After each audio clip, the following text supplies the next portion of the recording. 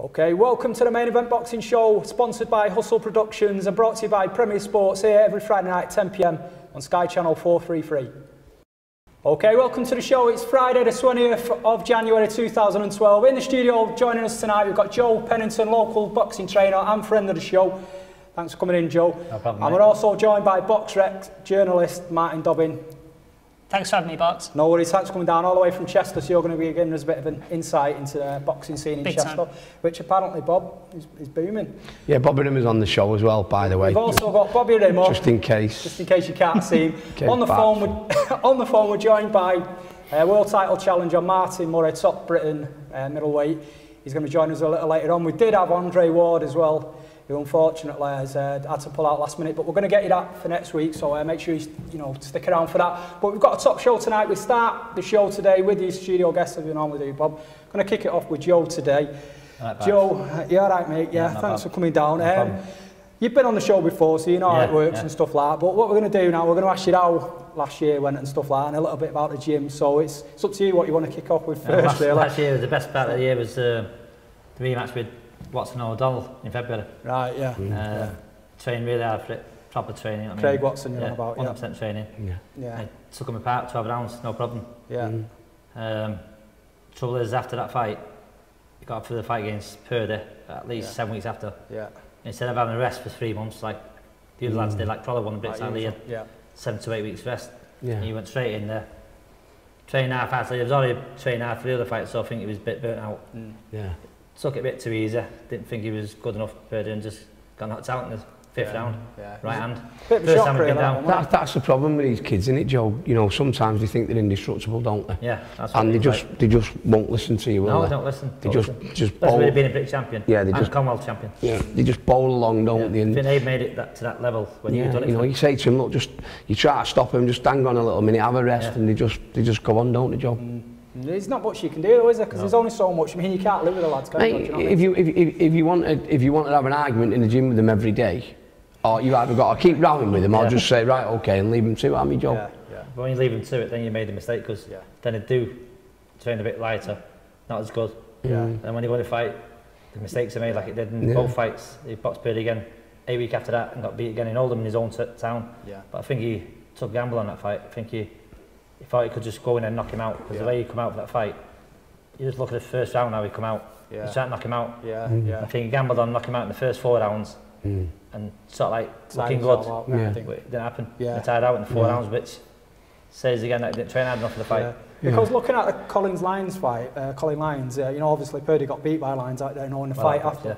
And he's a similar sort of boxer to Craig. Good mover. Yeah, exactly. Good mover, slick, You know, so and he didn't try and have a war with him, did he, Colin Lyons? He just boxed him and moved. That's somewhat what Craig's very good at. Well, that shows that he didn't train proper and the sparring wasn't as good. Just wasn't the same person. There was kids in the gym that was hitting him that never used to hit him.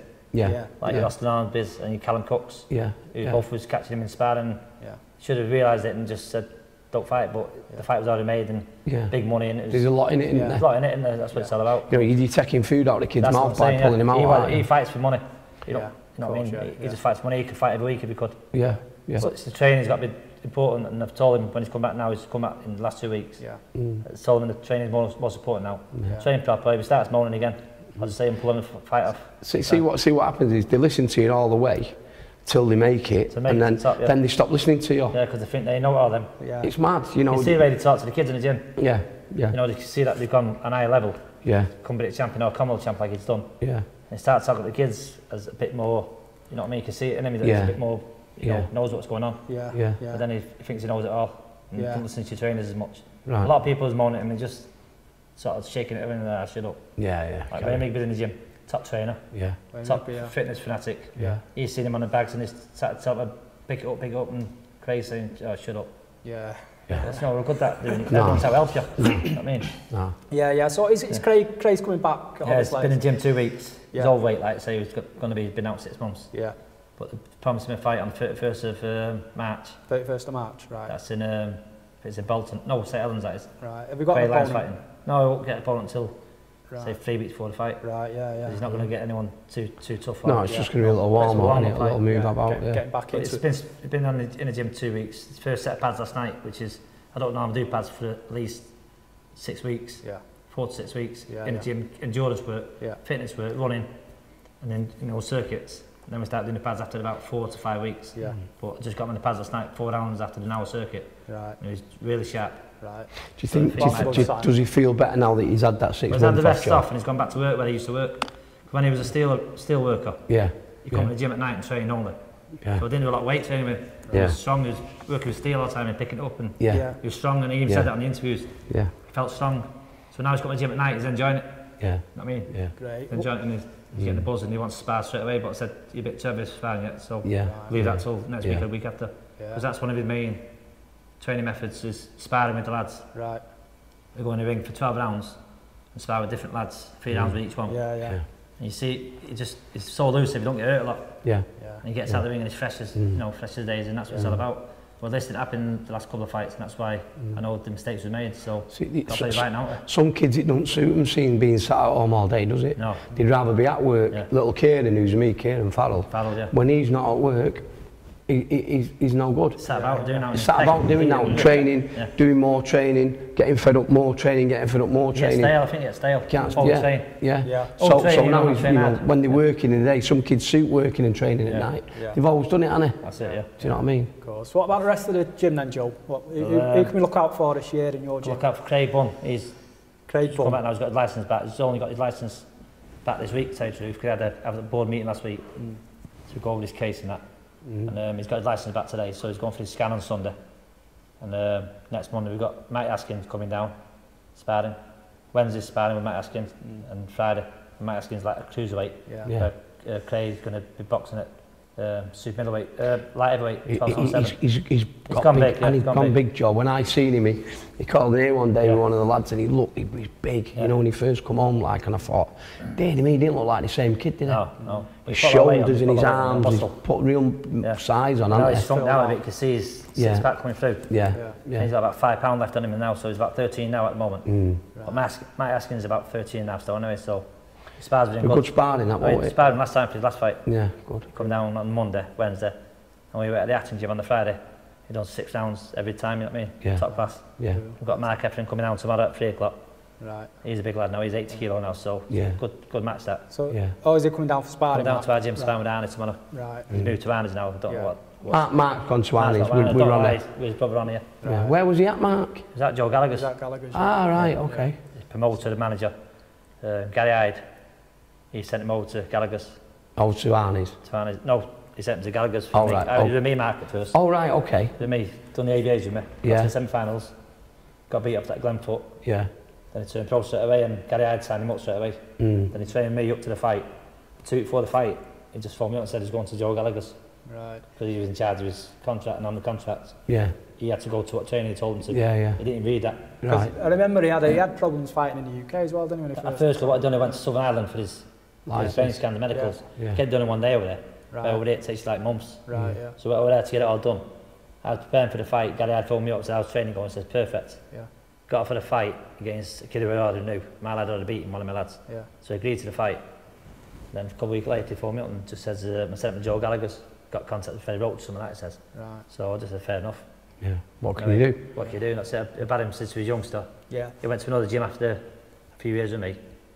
Then he come back for his senior level, and he boxed Adam Little in the ABA's beat him. From the same gym though, he had to box each other in the same gym. That was a bad one, that. Crazy, yeah. And then we had the junior ABA championships, we had Jack Massey winning them. Then we had the National Boys Club, Jack Massey won again. Jake James got beat in the finals, he's a good kid. And then we had the senior ABAs. Right. We got like Fires Abbas, the big Iranian kid, super heavyweight. He got to the finals, good style, you know what I mean? Right, knocking everyone out and beating people like 27 points to 3. Big Iranian kid, super heavyweight. And he boxed Anna Joshua in the finals. I think he got beat 18-13 something. Right. In the final by Joshua. Not much by Joshua, is it? That? Good fight. Yeah. Good fight. We travelled down in the morning, stayed in the hotel, and they boxed in the evening, but maybe the travelling might it's not enough, is it? They need to be there, don't they, before. So, but there's not a lot of money in it, is there, Joe? There's no money in it, it's the amateurs, so it costs us it's all out of your pocket, in it. Do you know what I mean? Hotels and travelling. Costs like 300 quid to get down there with all the boys and that, you know. Take a few boys down just to support him. Craig Bunn come down, Barker. And stayed there on the night after the fight. A come home next day. Yeah. So driving as well, that's not very good, you know what I mean? No, it's not great, is it? No. It is, yeah. So what you're hoping to achieve this year then, Joe, with the gym, like, you know? Hopefully it's the... Wait a minute, before we go, how many amateurs have you got now carded? 47. 47. How many pros have you got? About 7 now, 7. Right. And just loads of people in the gym all day? All day, 40 or 50 odd people a day. What time do you open the gym in the morning? 9 in the morning till 1. Till what time? 1. Have an afternoon off. Right, of course. Everyone about then, getting all this stuff, bandages, tape. Yeah, it's like in here, there's no end to it, is there? 5 o'clock at night till 8:30. Is it just you running the gym? No, I've got Dave Murray, who's my assistant pro coach and amateur coach. Right. He's got both badges, he's got the amateur and pro. He trains all the amateurs with me, the kids, right through to junior level, right through to senior level, plus the professionals. He's in the gym 5 to 6 days a week. Right. Then I've got the Paul from another club, but he's come to me now, he's been with me 12 months. Right. He trains the amateurs as well with me. So we've got a split teams, you know what I mean? Right, yeah. Different trainers train different kids. Yeah. Well, that's good, isn't it? Yeah, but women boxers as well, we've got 3 women boxers, 2 national champions. Right. No Tracy Webber, it's like the wild card gym of Manchester, isn't it? Clayton. Joe Pennington's, you know what I mean? Dearly me, Joe. Keith coming Tuesday and Thursday evening. Right. They have the gym upstairs because they built an extension downstairs. So they have the pros and amateurs downstairs and the keep fitters go upstairs. Right. Train themselves really because a lot of ex-fighters there. Yeah. That help each other along. I mean, Wayne Bigby's there. But we've got a good amateur team. Got good ABA championships coming up soon. I think we've got 6 going to ABAs. All got good chances. Yeah. Right. Sweet. And hopefully after that they're going pro after that. Nice one. I mean, you two guys have been around obviously in the Manchester scene for years and stuff like that. How would you rate the scene now compared to sort of 10, 15 years ago? Are we still as strong? I think we're right there now, aren't we? Again, we're in a real. I mean, all the Northwest is really, really strong. Liverpool, you know, Liverpool, Manchester. We're up there. We're all really, really, really strong. Whereas for a little while, because London's a capital city, it took over for a little bit. But now, you know, the Northwest of England is a force to be reckoned with in boxing. You know what I mean? Especially with the amateurs as well. The amateurs is one of the strongest divisions now. Northwest. They've gone on their own now. They're left at Liverpool. Right. So now we're the Northwest region. So now it's a lot more clubs, a lot stronger clubs. Is the Northwest region not with Liverpool now? No, they're separate. Are they separate? We don't meet them now till about the ABA semi-finals, nationals. Yeah. So you meet them in the semi-finals, I meet them in the finals. Whereas you used to meet them early on, didn't you? All the Northwest, so all... It was always in Liverpool because Paul King was in charge. Right. Yeah. So how come they're separate now then? We've just split up from where we come away from. The Northwest so is it Manchester you come away from Liverpool, right? We keep fighting Liverpool against Liverpool. And I had 18 kids in the schoolboy championships at once. Yeah. And I think we got 5 to the finals. 18 kids in it once? At once. All entered. Yeah. And I think we got 5 to the finals and 4-1. 4 out of 5. Yeah. But we went to Liverpool, a lot of them got ripped off. You know, like my own son Joe, they got ripped off. Right. So you go in that one ring, rip off, go in the next ring, the kid wins. Yeah. Come back to that ring, B ring, then A ring, and you're just going out all day long, you got that, because there's like 18 of your kids fighting against Liverpool. Yeah. It was hard work, because I used to argue that with the judges and referees. Did you, Joe? Yeah. You used to give it Joe, yeah. Well, I give up in the end. Yeah, did you? Give up. It's not worth it. All you're doing is going against the judges and they're going against your next fight, so let's get out of the ring and walk to the next ring. I was never involved in amateur boxing, so, you know, coaching, so I never really seen all that, Joe. Did it all happen, that, Joe? Yeah. That's how it happens. Everyone knows that. Yeah. You know what I mean? Liverpool's the worst for it. Right. It even happens to your own town, like Manchester. Yeah. Like we've got schoolboys this Sunday, got 5 in the championship start off this Sunday. Yeah. And the kids will win, but they still get ripped off half time. And I don't know what it is, jealous of the gym or something. They've been a successful gym for the last 15 years. Yeah. In fact, the City had national champions, boxing for England. And Joe Murray went to the Olympics, Junior Olympics. He boxed me when he was, you know, at the time when he was Junior Olympics, he was with me, him and John at the same time. Yeah. And I had about 5 going to the Junior Olympics from our gym. And they went with Khan. I took them out of London in my van, you know what I mean? Took them down there, bits them up 2 weeks later. But one of the best gyms in the country. I know we're a strong team. Yeah. You know, we've got good fighters and good amateurs. The pros are doing well as well. But it's a shame that, though, isn't it? Hopefully this year is a good year for the pros, because that's what my aim is now: get the pros more busy and get more pros in the gym. Yeah. Do you think that computer scoring in amateurs made it worse? That has made it worse, yeah. Has it made it worse? Yeah, because you get the scores in the corner. So you look at the scores, piece of paper. Yeah. You're winning 3-2. Yeah. That goes in your pocket. Second round comes up, you're winning 5-3. That goes in your pocket. Next time you're winning 10-7. Yeah. Put it in your pocket. end of round, you lost 15-12. So the kid's got 6 points in the last round. Yeah. He's won every round up to it. And it happened in the schoolboys juniors last year. Deary me. So it happens all the time. Yeah. So after the Olympics, it's been stopped. Is it? Yeah, it's been stopped. What, the computer scoring? Yeah, stopping it. And what's it going to? Back to how it used to be? 10-9 rounds and 10-8. What, the judges? Yeah, judges. Oh, paper. right, okay. No clickers. Right. They do clickers as well. Yeah. So that's miles better, isn't it? Yeah. So it's going back to the old coming off after Olympics. And the head guards are coming off as well? The senior elite boxers. You know, wow. That's got to be better, hasn't it? Yeah, of course, yeah. Because they've made amateur boxing fencing, haven't they? Yeah, fencing. Just aiming for the head guard and all that. Club shows it's more fighting. Yeah. But when we boxed in the schoolboys this weekend, tight guard and just straight punches. Yeah. That's how it works. Yeah. But when you're on a club show, it's body punching a lot. Yeah. It works. And will body punches start scoring again? Yeah, it scores. If you hit with a good body shot, it scores. Brilliant. Yeah. So it's kind of, they're changing it round again. Changing it round again, yeah. Because if they change it round because of is it Roy Jones got ripped off in Seoul Olympics? Yeah. They actually changed it round through that. Right. To computers. Right. 5 judges. I was pressing the button in 1 second. Yeah. And it still was getting stitched up. Still pressing the button for the blue corner. Right. I mean, so it still don't work. It happens all the time. Yeah. Deary me. Like I say, I've never been involved in the amateurs, you know, apart from when I boxed in the amateurs, but that was many, many years ago. Okay, Joe, that's the amateurs. What about the pros? And you know, when's the next time you're going to be out with the pros? Next time out is 24th of February. That's at the Reebok. No, the hotel part. The De Vere Hotel. Got Austin Hornsby boxing there. He's boxing Liam Griffiths from Portsmouth. Is that on an Atom bill? No, it's Dave Corwell promotion. Oh, right. Prince Allen's on it. Yeah, Dave Corwell's put one on, hasn't he? David Barnes on it. Right, Monsu Solari, whatever it's called. There's a lot Manucci Solari. Yeah, there's a lot of good kids on it. And Austin's, I've asked Dave will they put him on it. Right.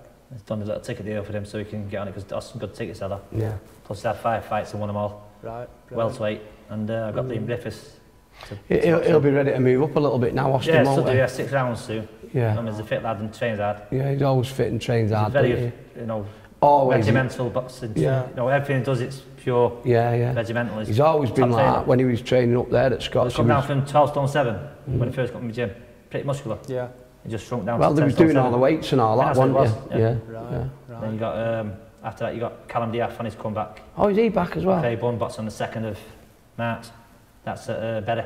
Castle Leisure Centre. See, 2012 might be the year of the comebacks. Jack's back. Jack Armfield's back. He's boxing on March the 31st. Craig Bunn's really is top class. Yeah. He inspired Bellew like a year and a half ago. It was a proper war in the gym, you know what I mean? Arnie brought him over. Nothing he went behind him. Proper stood toe to toe. Right. I don't know. Oh, it's tough bunny though, isn't he? He's always been. He's always has been. Always has been. He got beat off Kell Buck in the junior ABA finals in Bidlington about 7 years ago. Yeah. That was in the juniors at 17 years old.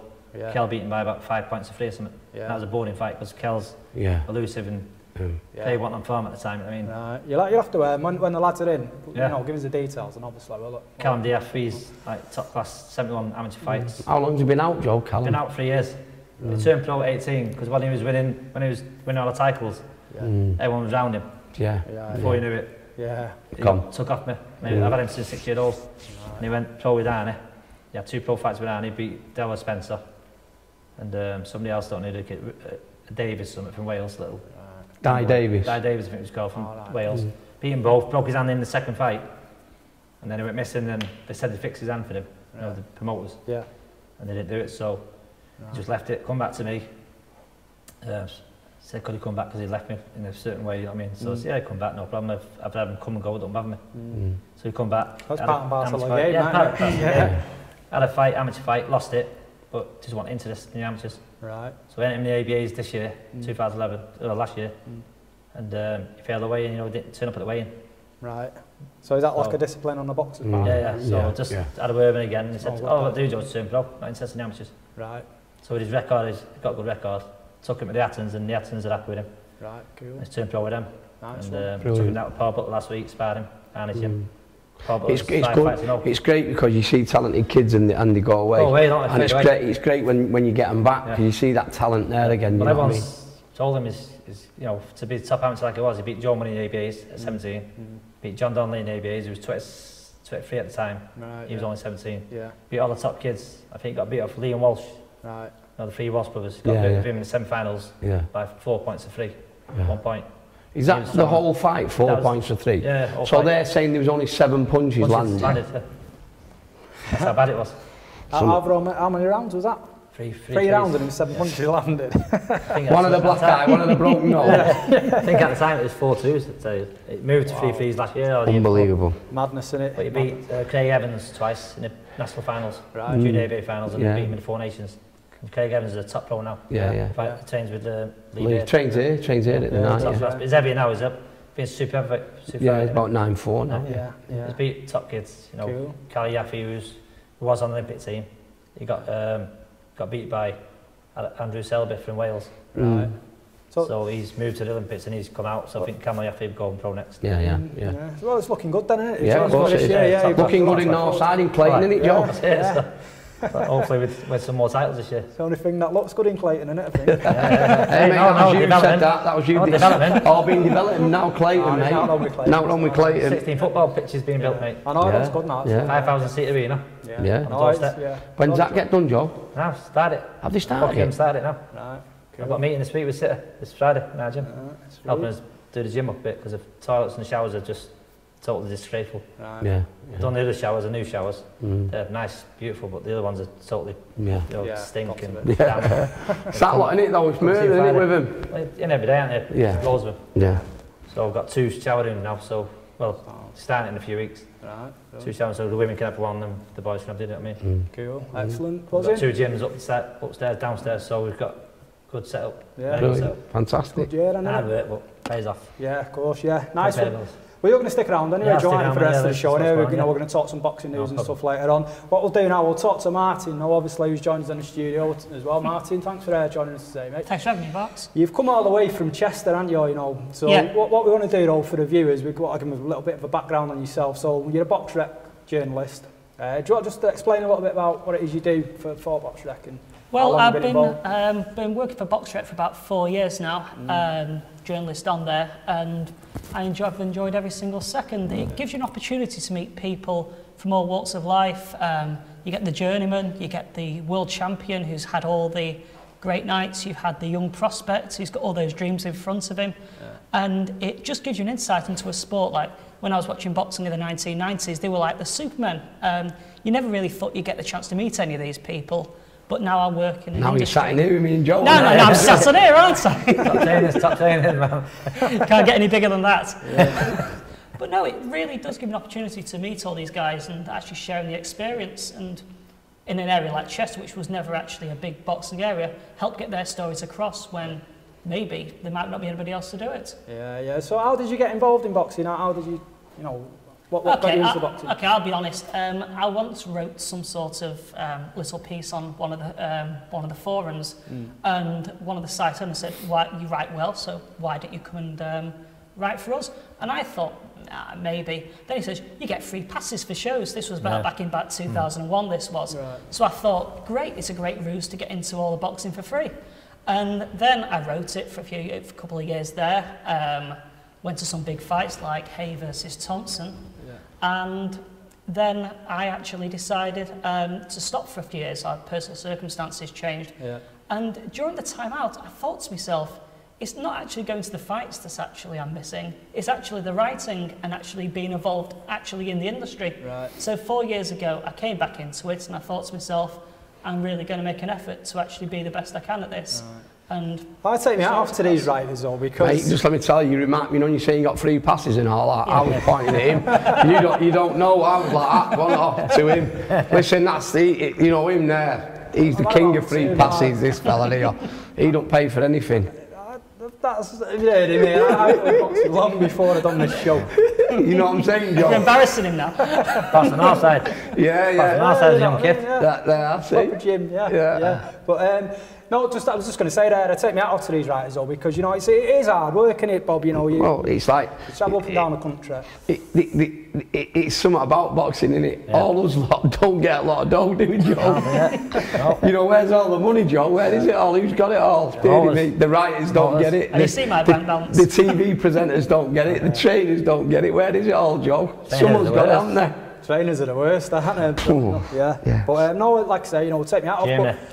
That's where money is, Jammeh. Yeah. Might have to move over there. You know, as a boxing writer, what did you think of last year as a whole for British boxing? Because I thought it was kind of a mixed year for me. You know, it was a good year in one sense, but in another sense, we kind of had a lot of lads who challenged for titles that didn't really come off. Yeah. So you know, just what are your thoughts on last year? I keep on reading that it was such a really bad year for British boxing, like it was the year of an absolute disaster, complete cataclysm. But I was actually thinking to myself, it wasn't really that bad. We've seen for years, in the last 10 years, like guys fighting at leisure centres and Sky turning around saying, this guy's world class, this guy's world class, this guy's world class. And in the end, our fighters actually went abroad and they took chances. And that's what we need for the industry to survive. Our lads to take chances. And yeah, a couple of them got beat, a couple of them got robbed. But they actually went out there, took the chances and increased their profile. And now, like Matthew Macklin, he went over to fight Felix Sturm. And you think to yourself, that's mad, going to Germany. Of course they're going to rob you. He lost by a couple of rounds at my card.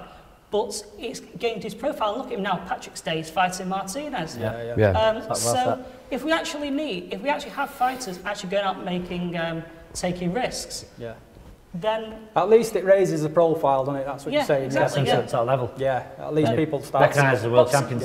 Boxing has got so many rivals in like UFC and people saying, "Oh, the best fight the best over there." It's good to me. Last year, our best fought the world's best. John Murray's well, you know, John Murray's done well. Unlucky. So, but you know, so you kind of say it was a good year. So you know, obviously looking forward to a good year this year. But you're talking about, you know, Chester, because you're based in Chester. You do a lot of your work down in Chester. You know, you say there's quite a big scene. That's emerging down there. You know, can you give us a bit of an insight into who's about in Chester and who we can look out for? Okay, back in 2007, there really wasn't a scene. It was a complete boxing wasteland. And a young prospect at the time called Kevin Buckley, I don't know if anyone's heard of him at all. Yeah, Kevin Buckley, I know him. He actually came on the scene. He was a really hot prospect. He was a contemporary of Anthony Croller. And he gained a lot of interest. Unfortunately for Kev, his shoulder gave way, and we think that could be it. Fingers crossed it can come back. But during that time, he got more interest. It kind of snowballed. Now you had guys like Omar Gamati, Chris Goodwin, and Paul Economides coming into the fore. And now it is getting quite big. I don't know if you all know, but Chris Goodwin is actually fighting Carl Johansson on March the 3rd. That should be an absolutely massive fight for the area. That's actually in Chester at the Northgate Arena. And on the same bill, you've got Paul Economides, who's really, really, really improved. A couple of years ago, he had a good engine, but there wasn't really much of a thought process behind it. But now he's gone to Stevie Goodwin's gym down in Chester, and he's really, really worked hard, and he's becoming such a skillful operator. Inside 6 months, that man is good enough to take on Scott Quigg or Carl Frampton. But first up, he's in 6 months. Inside 6 months. How many fights has he had now? I think he's had 14, around 14 fights now. He's fighting Di Davis on the Goodwin Johansson undercard, and that'd be another good opportunity for him to showcase his talents, because he's getting better and better. Good kid, I've seen him. And we've got a prospect down there called Joe Lovell. Do you know Joe? Joe could be one of the best prospects in the country. He really is that good. He's got Has he just turned over that Joe Lovell? He's 2-0 fights, isn't it? 2-0 now, yeah. 2-0. Yeah, he's a good kid. But he seems to have everything. He's like, when I watched his debut, you look like these debutants, and you can tell they're very novice. He looked like a guy at about 6, 7, 8 fights. So he really is one to watch out for. It's good to know that Chester's getting a bit of a scene, because when I went down there, and my mate had a bit of a stag do last year, like, and it's picturesque, innit? And you've got the race courses and all that. It doesn't really kind of look like a boxing. We had Matthew Hatton's birthday party down there. It's a good day out, innit? Yeah. But very nice it was indeed. But it doesn't strike you as a big boxing place. So, do you get a lot of fans as well, coming out to these gigs as well? Once upon a time, it used to be like the guys, met a couple of mates, like drove following. But once again, like everything else, it snowballs. The whole town is the talk of the town now is Carl Johansson versus Chris Goodwin, and everybody's talking about the big It's a tough fight, because with Johansson, you can't write him off. You can't relax, can you? No, you can't write him off. He's 33 in a natural super featherweight, but if Chris stands in front of him, I think everybody knows he's going to get smashed to bits. Chris will need to use the skills and the speed that we all know he has throughout boxing. But if anybody thinks that Carl Johansson's coming here for a payday and he's nearly done, no chance. This is a real fight, and it deserves real coverage. Yeah. No, you can't. You definitely can't write your arms enough, can you? What about the amateur scene down there in Chester? You know, is it? They're good. You got Shane Thomas's gym down Shotton, and you got Stevie Goodwin's gym down in Chester. Diva. Yeah, Diva. Yeah, it's the police now, isn't it? Yeah, Diva Police. And they're doing really, really well. The young lads are coming through. You've got Gary Speed's son's been boxing down there, and he's turning into an extremely good prospect. And down at Shotton, last year, Lee Quinn and Cameron Halfpenny turned over. They went pro, and they had some really good amateur records. So now, it's once again, if it becomes a boxing area, more people go boxing. So the prospects are getting better, the amateur scene's getting better, the professional scene's getting better. Everything is just going the right way. And it's just a case of getting the right results and keeping it going that way. Well, that's good, yeah. If they get any good, does it class as North West Chester? I don't know. Is it the North West? I think it's North West County, isn't it? North West, I think it is, yeah. Oh, well, we'll let them in if they start getting good. Yeah, just pull the thing out. Liverpool, Chester. Liverpool area. Yeah, it is Merseyside type of thing, I think. Yeah, but West Lancs, they call it. West Lancs, don't they? Right, okay. Right, okay, this is the main event. What we're going to do, lads, we're going to move on a little bit now. We'll talk to Martin Murray on the phone in a second. But if you want to get in contact with us at the studio, you can get involved on info@maineventboxingshow.co.uk. Check out our website as well, because it gives you all the details about the show. That's www.maineventboxingshow.co.uk. This is the main event. We're joined on the phone now with Martin Murray. Hey mate, you alright? How you doing, pal? Thanks for joining us. I know you've got a busy schedule, so we appreciate you taking the call tonight. No worries at all, mate. Anytime.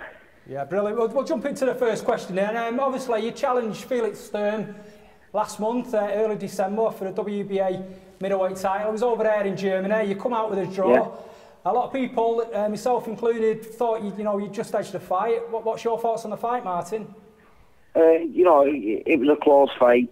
We knew everything beforehand, what we was up against. If it was close, he was going to get it. And there was an argument to say whether he did enough, in his own backyard. But I've watched the fight myself once since being back, and I scored a draw with being a bit lenient towards him, where you could have given the round even instead of it giving it in. But looking it back, if you were scoring it normal, maybe I could have edged it. But I've got no complaints. It was a great fight, and I've learned a lot from it. So just onwards and upwards now. Yeah, it was a brilliant performance. Yeah, I mean, we talk in the studio quite a bit, Martin, about when our lads go abroad and fight for the world title and stuff. Sometimes you don't really get a lot of time out there. How long was you out there? And do you think a bit more time over in Germany would have helped your cause? Not really, to be honest with you. I mean, I went 5 days before.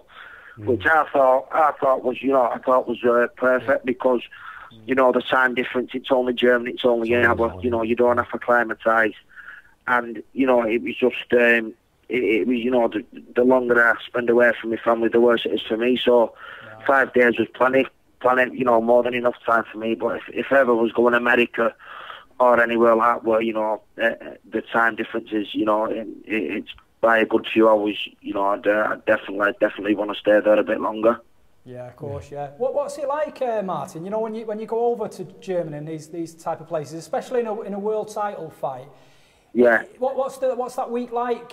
Before the fight, are you doing lots of press conferences and and going here, there, and everywhere, or is it? Yeah, I mean, when we was over there that week, we had a press conference,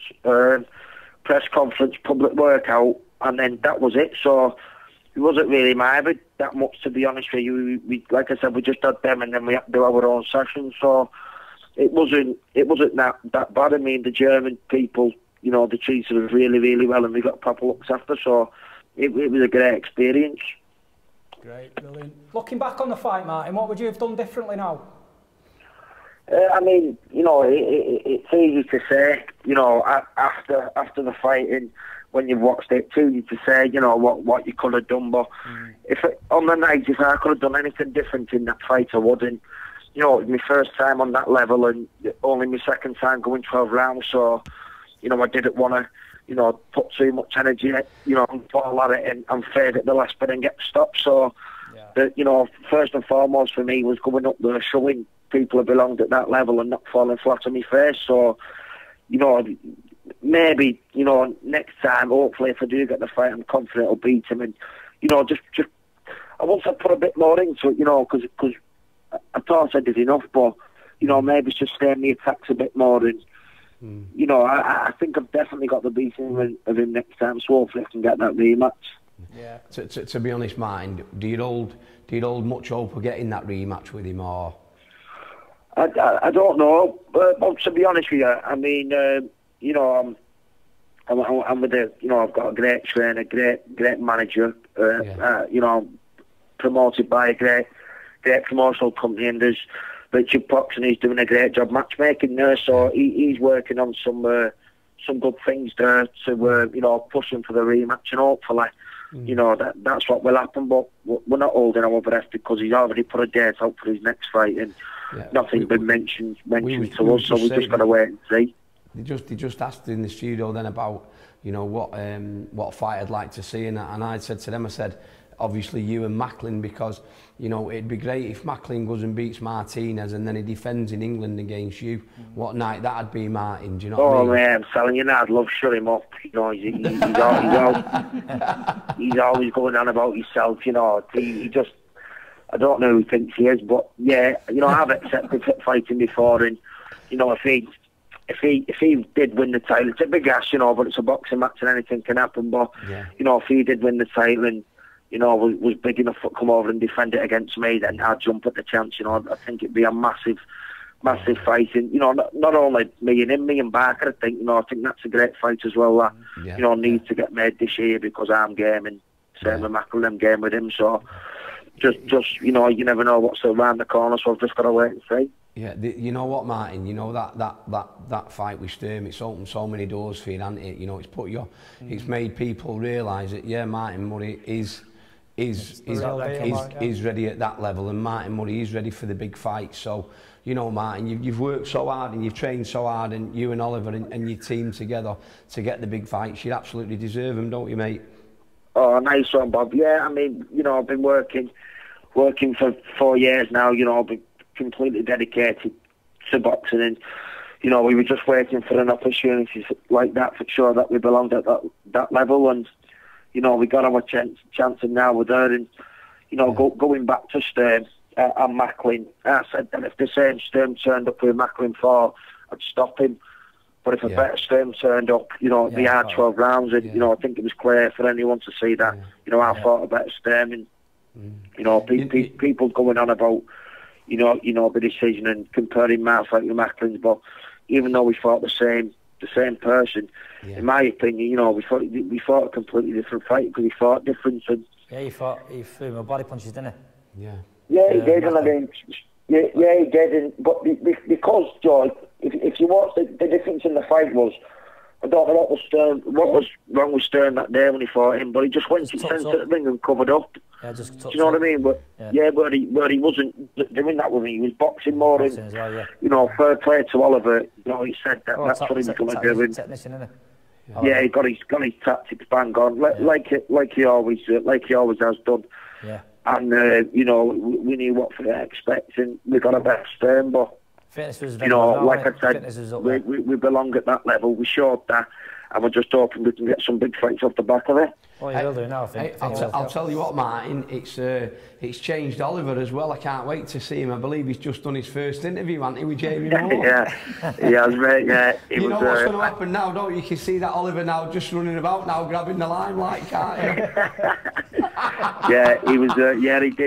He did an interview last week with Jamie Moore. You know, I hope he watches this because he's going to want to set about me when he sees me, innit? Yeah.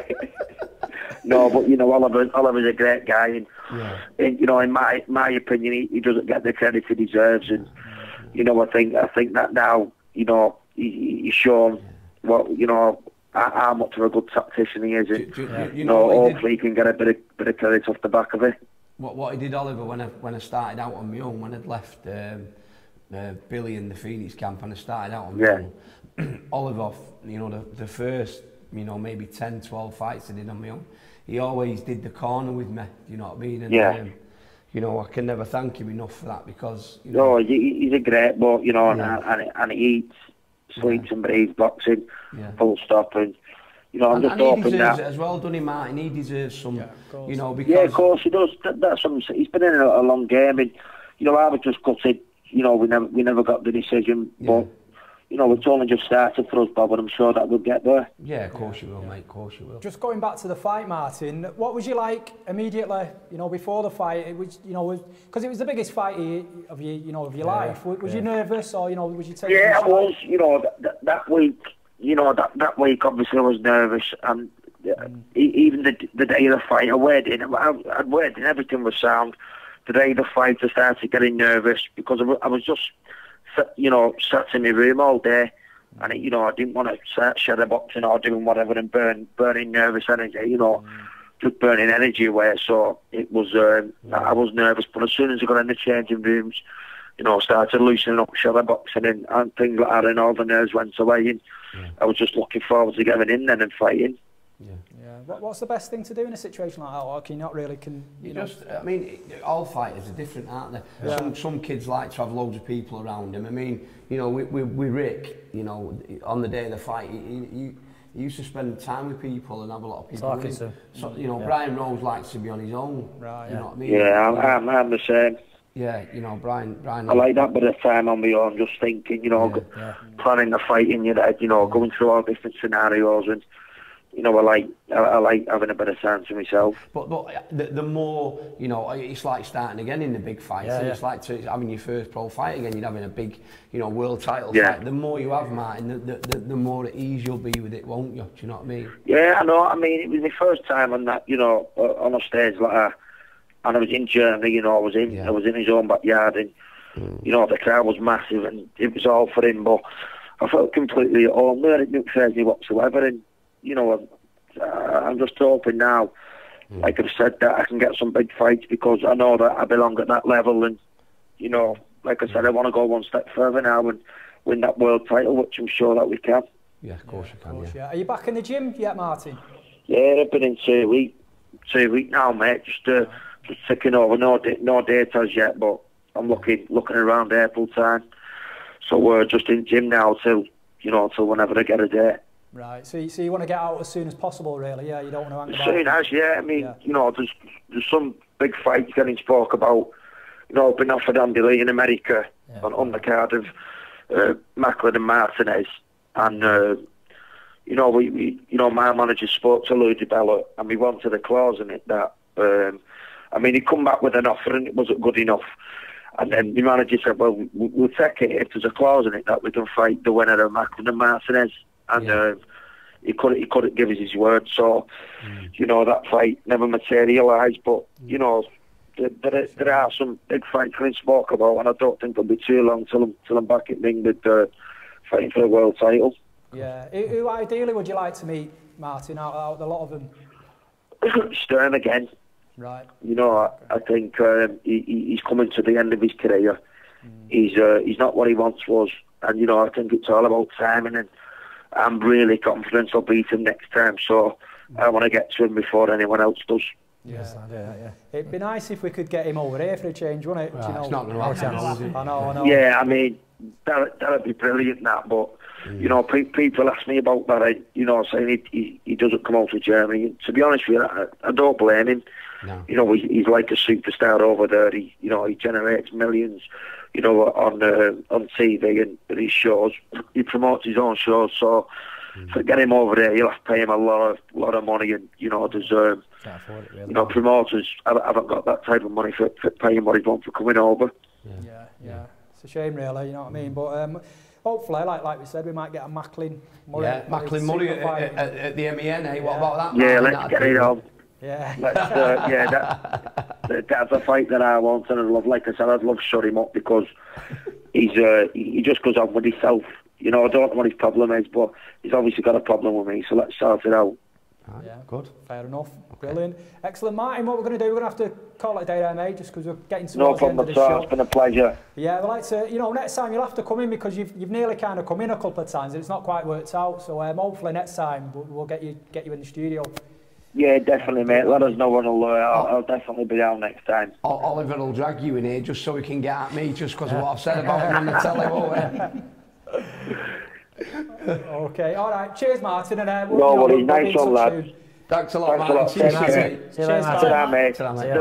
Bye. Okay, that was Martin Murray on the phone there. You know, we talked about it, lads, there. You know, there's some, it's kind of, now in Britain, we kind of might be getting that second stage of the Eubank, Ben, and all that lot. But, you know, between the lads, you got Macklin, as you mentioned, Martin Murray, Barkery, Andy Lee maybe in the mix as well. Well, if you go through the weights, look what you've got at the heavyweights. You've got Tyson Fury, you've got David Price, you've got Chisora. Joe's big heavyweight going to come through soon, isn't he? The big lad you've got. Yeah, but I mean, the heavyweights, you've got some big fights there, haven't you? And then you've got Tony Bellew, you've got Cleverly, you've got all them in the mix at that weight, haven't you? If you just go down through the weights now, you have a look what you've got. And then you get to the super middles, you know, the middles. You've all good kids. You've got what we've just been talking about. Yeah. The only thing is, though, that what is it for me? Concerns me is, will they get made though? Because we've been in this situation so many times, and as he just said there, they're not getting enough money and not offering this. Well, we need to make these fights happen. Let me tell you this. Look how it is now. You can't just keep going to America for world title fights. Getting beat. They've got to start making these big fights over here.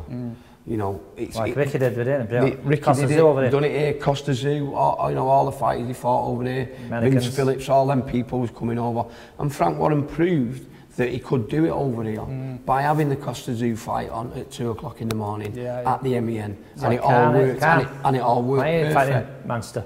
You know, you've got Khan. You know, you can sell tickets. I mean, you know, you know, we can have the big fights back here. You know, the MEN and bombed out, you know, full to the rafters. These kids are coming along, and then you move down to the light middleweights. You've got all the good light, you know, there's loads of good light middleweights. Brian Rose being one of them. Brian Rose being the champion.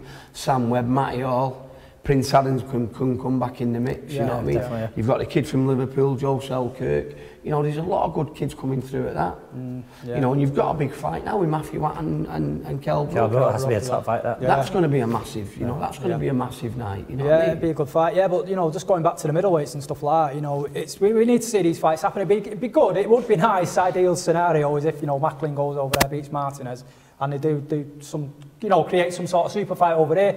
How do you see Macklin's chances against Martinez? Because he didn't look great against Macklin. Can knock him out, can't he? He's a fighter. You know, he's got to go and knock him out. You can't beat him on points. Macklin's a boxer. Macklin's got to knock him out. Knock him out, and you know what? He can do because he's southpaw. What Martin just said about, I said it in here about, he fought a different Sturm than Macklin fought. Right? Macklin fought that Sturm and scared the life out of him. Yeah. So what did he do then? He went away and got better. He kind of overlooked Macklin, I thought, Felix Sturm, and nearly come unstuck. So he's a bit different.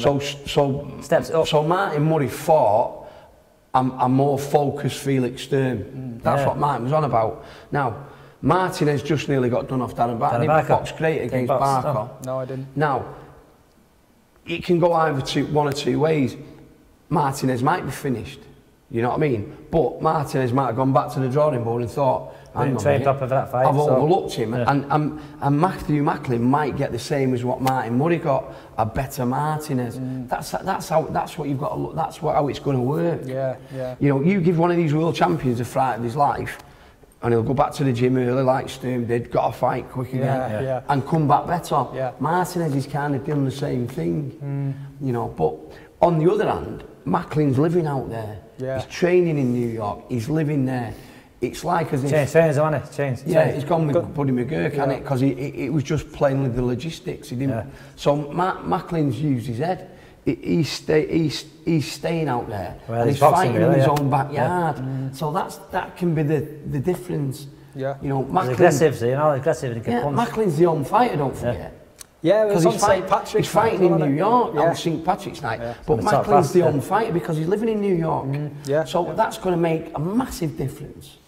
You'll have to keep a clear head though, and he doesn't need to actually get caught up in the occasion because Martinez hits so hard. If he does leave himself open at all, one thing Barker was able to do was box well and make sure Martinez couldn't land those shots. If you come in all guns blazing for Sergio Martinez, walk onto him, won't you? You'll just walk onto him, and you'll either get knocked out or be bashed up over about 6 rounds. So Macklin really needs to keep a clear head and actually box to instructions. And that's what you've got to watch out for. That Martinez took Barker too lightly.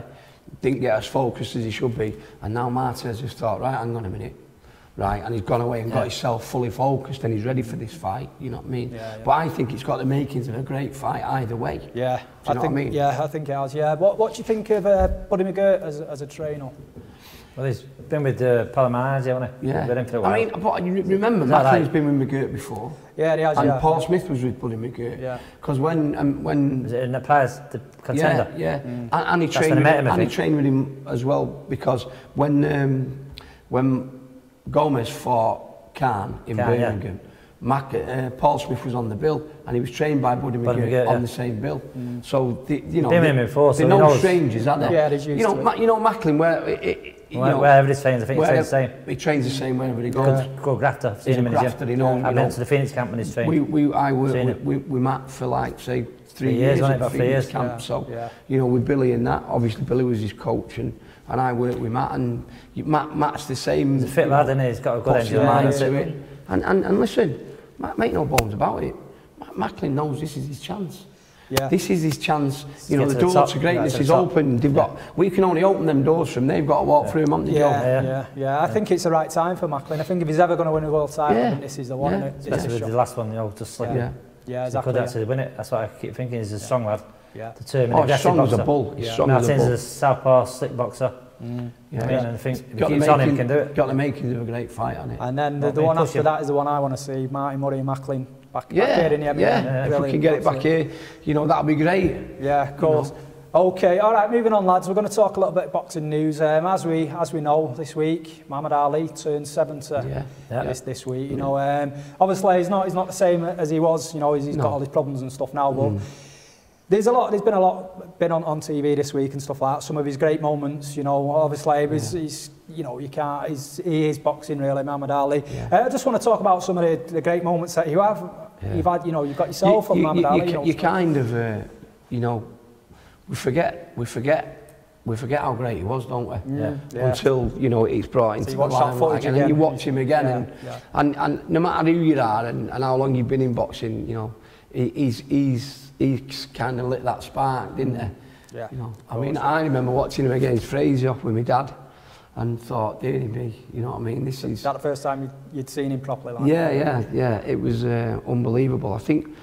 Have you ever met him, Bob? No. I've obviously I was at Rick's gym, Rick's new gym. We got invited there off Rick when he came. I didn't actually meet. A lot of people there. Yeah, everyone was. I didn't actually meet him, but it was strange just to see him walk past you. He walked past us about 3 foot in front of us, and just to say that you've actually seen him, that'll do.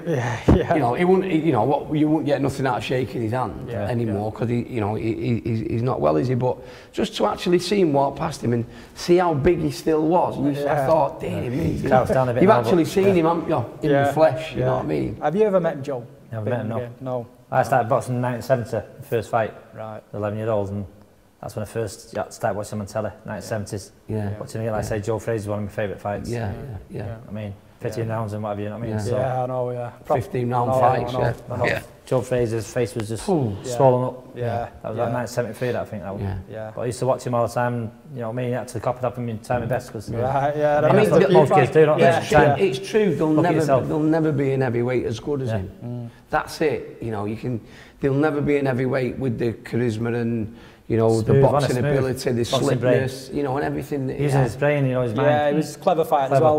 What's your memories of him, Martin? I think if you ask any person in the street to name a boxer, past or present, most will say Muhammad Ali. And I think there can't be any bigger testament to a man and the impact he's had on sport than that. Personal memories, obviously I'm a bit younger than you two. No way. You won't believe it, would you? Get looking old these days. But watching the old fights and watching Sonny Liston. Sonny Liston had just come off banging out Floyd Patterson in 1 round twice. No, he was the most feared man on the planet. It was like Mike Tyson 86 times 10. Yet this cocky, brash young lad, who had actually been floored by Henry Cooper, actually comes back and absolutely dominates him, slick as hell. And he was right. He shook up the world. He did. And he still continues to shake up the world. I mean, I think my memory of him, the best one I've got is the Rumble in the Jungle, I think. You know, just the Foreman one, because that was a fight. Foreman was kind of the Tyson again, one of the day. You know, he was never going to win it and all that lot. Dangle, wasn't it? See that picture through that window there, backs. Frazier and Ali both signed. Oh, Look, see it, Joe. Yeah. Signed by them both, that, mate. Cost me a few quid, that. Genuine, that, yeah. Mate, it cost me a nice few quid. Yeah. Right. That was genuine as your shirt. That's it. Is it nailed down, that? Yeah. You won't get that over there, lad. But yeah, Muhammad Ali turned 70 this week, so yeah, he's done well, hasn't he? You know what I mean? He's still considering all the problems he's had, but it just shows you about his mental strength, doesn't it? You know, he's still here. We're going to move on, lads. Last bit of boxing news. We're going to talk the fixtures for this weekend. We've got tomorrow night down at the Liverpool Olympia. You've got Dave Price, who was on the show last week. He fights John McDermott. You know, McDermott, we talked about it a little bit last week, Joe and Martin. Like, you know, McDermott, he kind of comes up and he'll put up a fight, but you'd expect Dave Price to win this. Too skillful in that backhand of his, right hand. Considering, you know, John McDermott, you look at him, you wouldn't even think he was a boxer, would you? No, because of the size of him. Because of the size of him, you know what I mean? You know, you wouldn't even think, and he's got such a great engine, hasn't he? And he's brave and take him and all. He'll come and have a go. Think about boxing. Price. Have a hand of his, right? No, I mean, it's bang on. He will get the chance in the fight because, you know, McDermott, he does tired a little bit now towards the end, and he will get a chance to land that right hand. You know what I mean? Good body punching, all, believe it or not. Oh yeah, extremely. Yeah. I mean, we was talking again last time on Dave Price and Tyson Fury. How would you see that one going, Joe? Because well, I watched the fight when Tyson was 17. Yeah. I videotaped it. I was on the stage. And I videotaped was you fight. there? Yeah, I was there. Right. Yeah, every fight in there. Well, I had lads in the ABAs as well. I had about 5 in it. And I watched the fight, and you know, Tyson hurt Price. All right. Yeah. But you could see he was only a kid, 17 years old, and Price just was too strong for him. Right. Just outboxed him. Yeah. It was a good fight. And do you think he was only a novice?